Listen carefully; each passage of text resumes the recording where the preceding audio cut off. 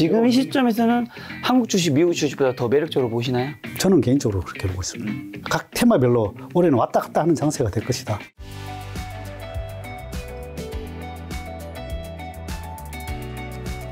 근데 제가 알기로 대표님이 생각보다 굉장히 엉덩이가 무거우시다고.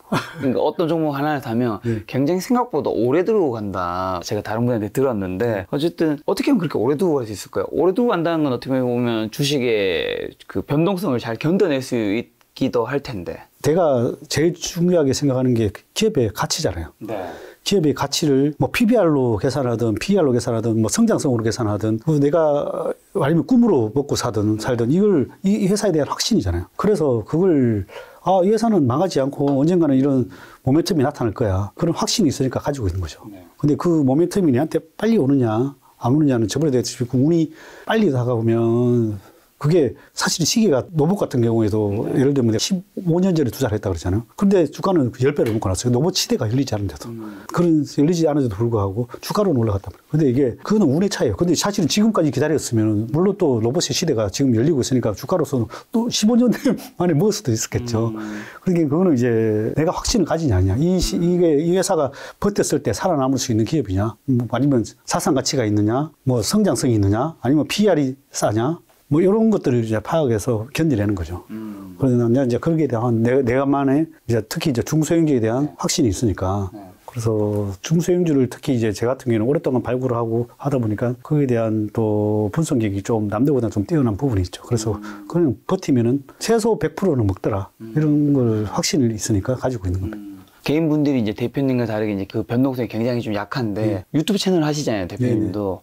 요즘 투자자분들, 개인분들이 심리는 좀 어떤 것 같으세요? 투자 심리는? 주변에 보면 대부분 본전 오면 팔겠다는 분들이 계신 것 같아요. 팔 때문에 대부분이고, 그렇죠. 다 본전만 와라. 팔겠다. 그래서 그 정도로 투자 심리는 별로 안 좋은 것 같아요. 그리고 제가 또 예를 들면 뭐 리포트를 이렇게 내는 사업도 하지만은 리포트도 보고 싶지 않은 거야. 왜인지 알아요? 보면 사고는 싶은데 돈이 없으니까.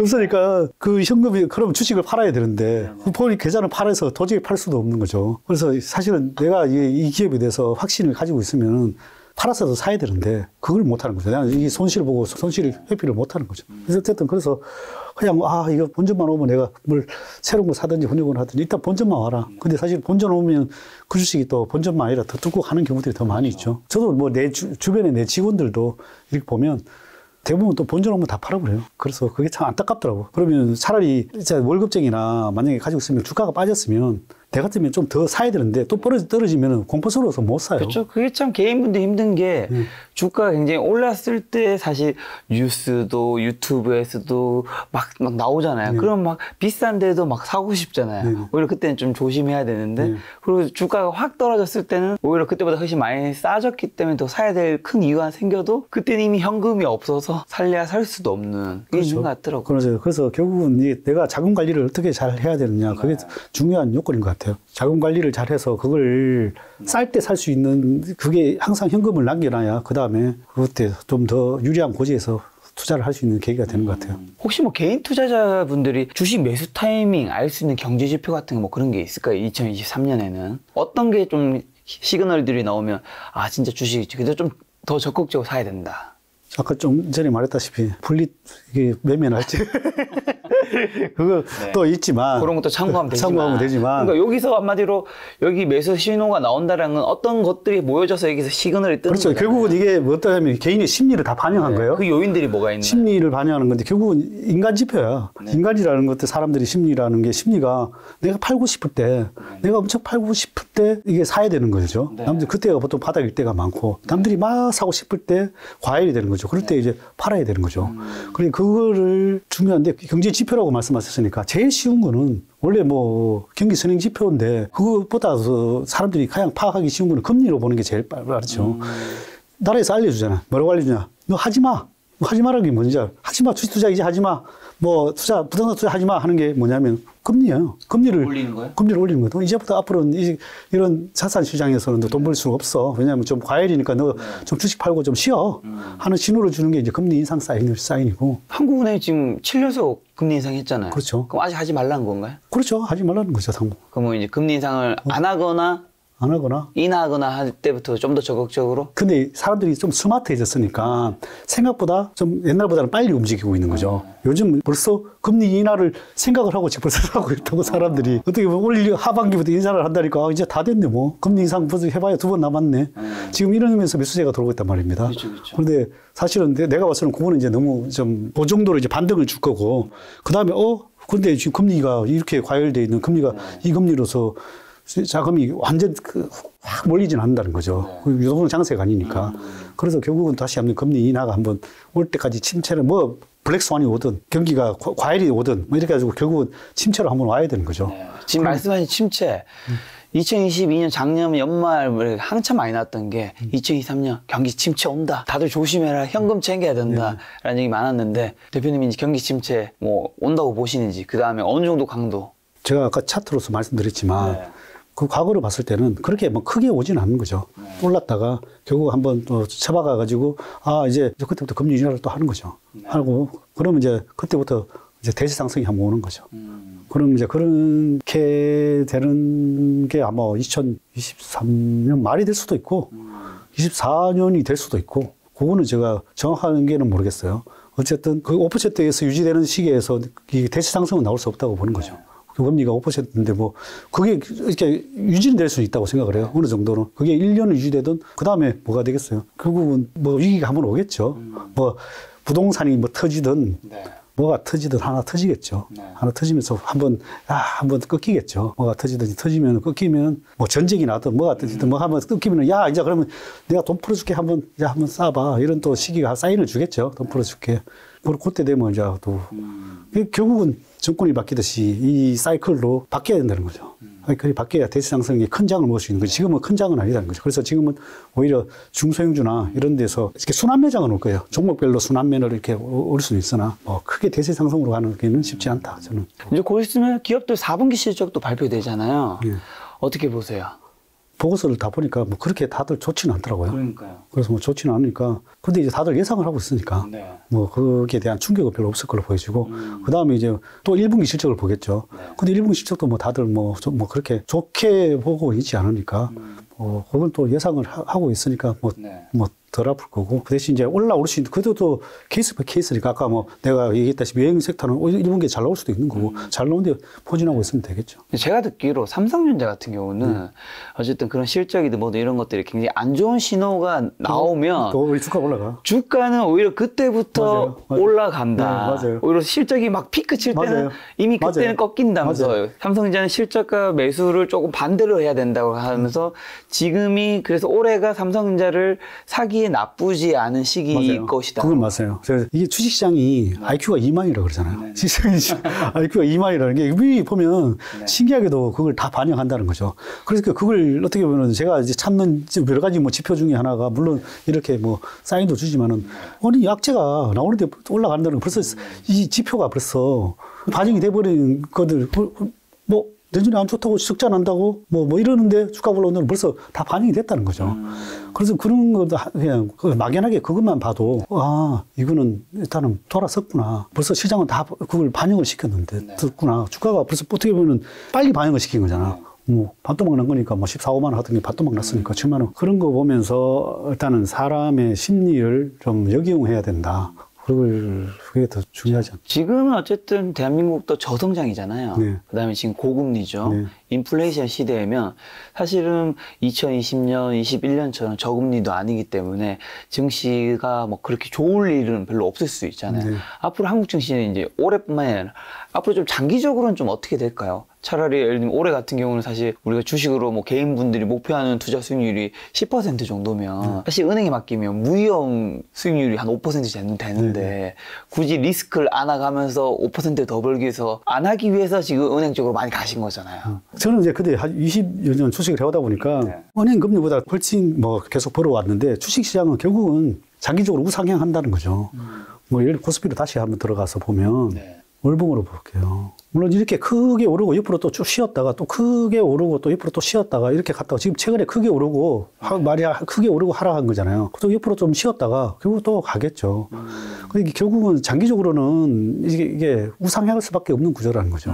물론 뭐 왜냐하면 기업들이라는 게 계속 또 뭐 새로운 것도 생겨나고 계속 성장도 하고 이러다 보니까 그리고 특히 우리나라 특히 이제 사실은 이렇게 우리나라가 상당히 복받은 것 중에 하나가 산업 포트폴리오가 너무 잘 짜져 있어요.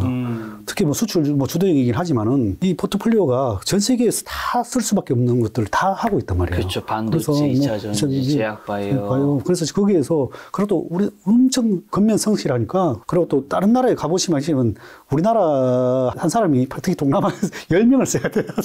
한 사람.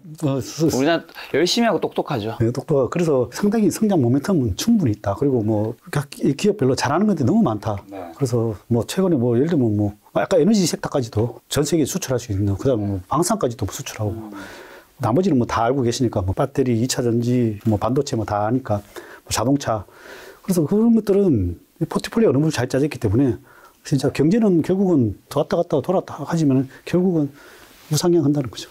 IMF 때도 이렇게 한번 꺾였다가 결국은 이렇게 크게 상승을 하고 요 상승장이 이렇게 나온다는 거죠. 네. 이렇게 지금 요 구간에 있는 거고, 그죠? 요 구간에 있으니까 조금만 참으시면 요 구간을 먹을 수 있다는 거죠. 요 구간을 기다리기 위해서 좀 기다려라. 좀 참으면은 이 큰 상승장은 또 먹을 수 있다. 지금 이 시점에서는 한국 주식, 미국 주식보다 더 매력적으로 보시나요? 저는 개인적으로 그렇게 보고 있습니다.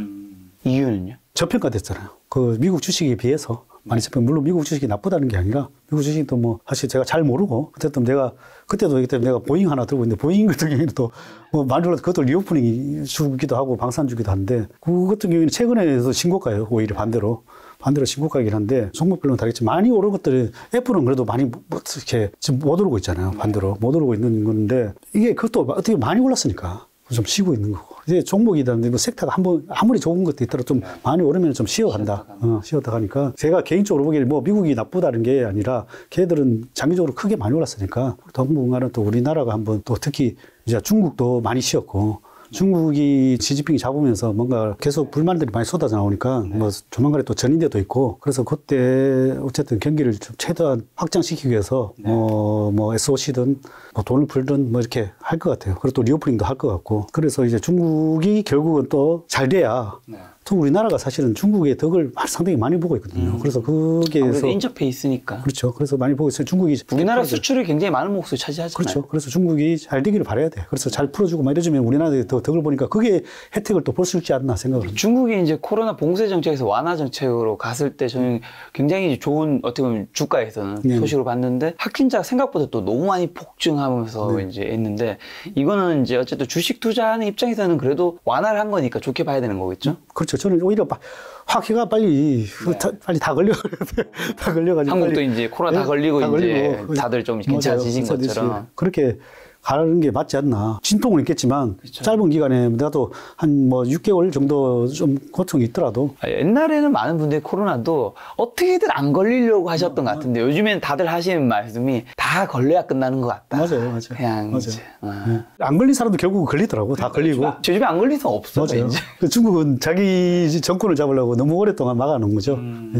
결국은 한번 짚고 넘어가야 될 문제가. 그렇죠. 어쨌든 뭐 큰 피해 없이 좀 잘 넘어갔으면 좋겠다는 생각이 드는데 자 그럼 마지막 정리하는 질문으로 오늘 진짜 많은 섹터랑 종목 여쭤봤었는데 종잣돈 한 5천만 원 개인 투자자분들 한 요 정도 돈으로 많이 투자하실 텐데 어디에 어떻게 좀 투자를 포트폴리오 짜면 좋을까요? 에로배우, 원로배우도 있었고요. 그렇죠. 뭐 중소형주가 원래 제 전공이다 보니까 중소형주나 자기가 잘 아는 거 그다음에 PBR이 낮다든지 그다음에 성장성이 있다든지 아니면 PR 밴드가 좋다든지 이제 그걸 보고 기다리든지 아니면은 뭐 자기가 계속 리포트라든지 이런 것들을 계속 열어보고 괜찮은 것들을 고르시든지 아까 뭐 텐비그를 뭐 어떻게 날 것들을 원하면 아까 여러 가지 뭐 섹터들 다 말씀드렸고 뭐 단기적으로는 앞으로 될 수밖에 없는 뭐 리오프닝주들이 좋아 보이긴 하고 그다음에 그게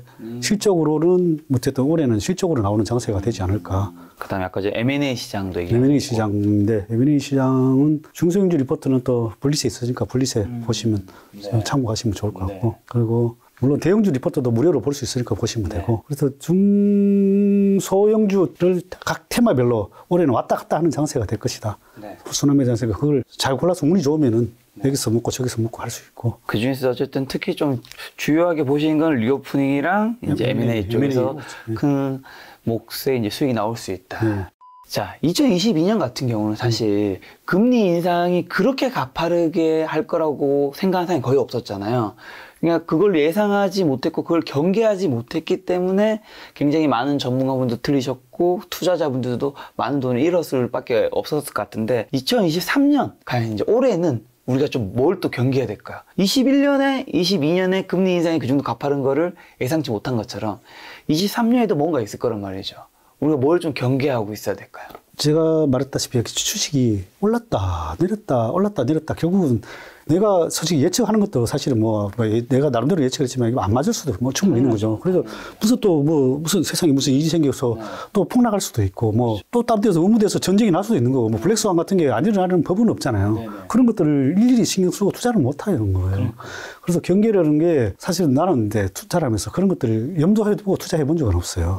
그냥 내가 이 회사가 좋으면은 꾸준히 사다 보면 떨어지나 뭐 오히려 떨어지면 땡큐 좀 오르면 좀 줄이고 떨어지면 땡큐 이런 식으로 계속 하면서 시황보다는 종목. 시황보다는 종목. 그래서 거기에 대해서 너무 경계할 필요는 없다. 그래서 대신에 내가 종목 선정만 잘하면 먹을 거는 충분히 나온다. 그래서 뭐 대신 시장에 대해서 나는 너무 이렇게 지금은 숲은 벌써 한번 크게 불이 한번 났으니까 이제 나무를 봐야 된다는 거죠. 그 나무를 잘 보면 충분히 먹을 수 있는 것들 많이 있다는 거죠. 그리고 뭐 특히 최근에 하락하면서 중소형주들이 너무 낮은 밸류에이션으로 떨어진 것들이 너무 많이 있으니까 그 중에서 하나 잘 찾으면은 큰 수익이 날 수 있다는 거죠. 그리고 오히려 뭐 시장과 상관없이 올라갈 수 있는 거죠. 지금도 보면 전혀 상관없이 올라가는 것도 올라가잖아요. 뭐 최근에도 뭐 예를 들면 뭐 중소형주이긴 하지만 뭐 로봇도 그렇고 뭐 등등 뭐 최근에 테마는 계속 돌고 도니까 그래서 중소형주 중에 잘 고르시면 100% 오르는 종목가 나올 수 있다고 생각합니다. 알겠습니다. 오늘 대표님의 이제 2시간 정도의 인터뷰 시간을 통해서 많은 분들이 그 안에서 좀 큰 몫을 수익 얻을 수 있는 종목을 좀 중소형주를 찾을 수 있는 시간이 되었으면